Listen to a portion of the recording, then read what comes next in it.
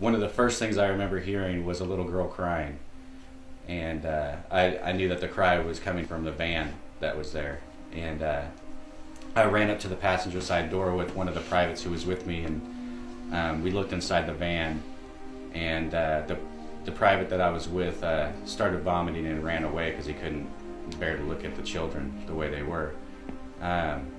What I saw was a little girl. She was probably about 4 years old, sitting on the bench seat with a severe belly wound and glass in her hair and in her eyes. She couldn't blink or close her eyes, and she was crying like it wasn't a pain cry. It was a cry that me having children, knowing that my daughter was the same age as this little girl, waking up from a horrible nightmare in the middle of the night, and just it was almost blood curdling.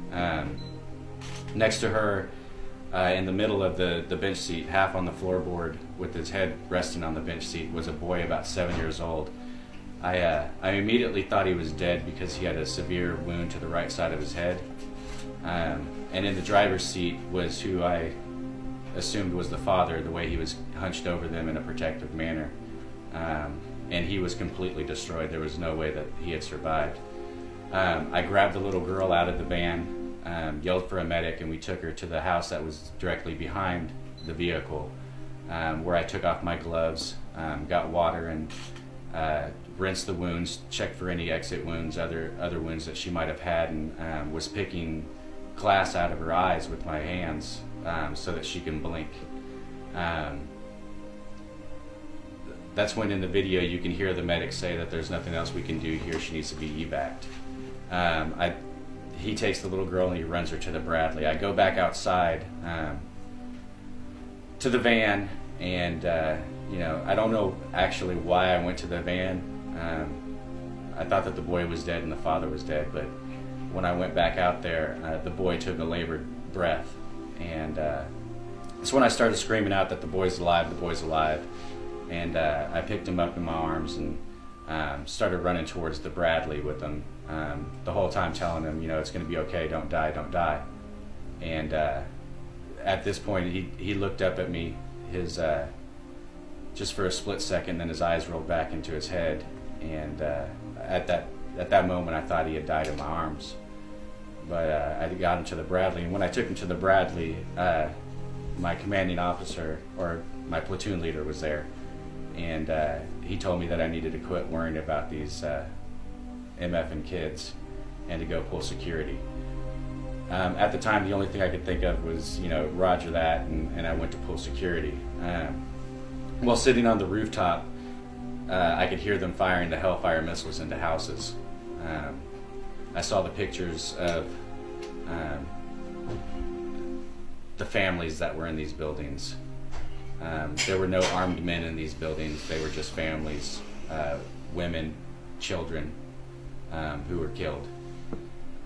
I got back to the FOB later that day, and I remember thinking to myself, I was like, there's no way that we did that. It had to have been the men on the corner. There was one guy who had an RPG and one guy who had an AK-47.